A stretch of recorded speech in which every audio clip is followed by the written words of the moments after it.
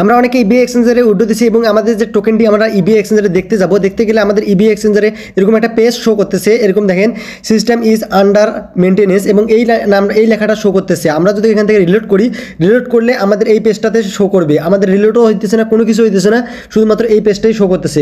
এর কারণটা আমি আপনাদেরকে বলি, এখানে তাদের মেনটেনেন্সের কাজ চলতেছে, ওই কারণে আপনাদের এই পেজটা শো করতেছে।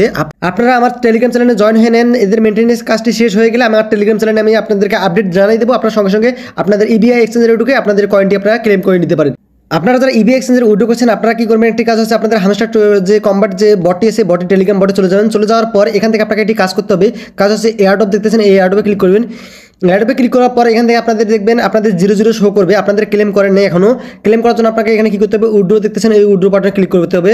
উইথড্র বাটনে ক্লিক করার পর এখান থেকে ইবি এক্সচেঞ্জারে ক্লিক করবেন। ক্লিক করার পর এখান থেকে দেখতে পারবেন আপনাদের উইথড্রোর যে অপশনটা এটা ইনেবল হয়ে গেছে। আপনাকে এখানে কি করতে হবে, উইথড্র বাটনে ক্লিক করে দিতে হবে। উইথড্র বাটনে ক্লিক করে দিলে সঙ্গে সঙ্গে আপনাদের উইথড্রটি সাকসেসফুল হয়ে যাবে।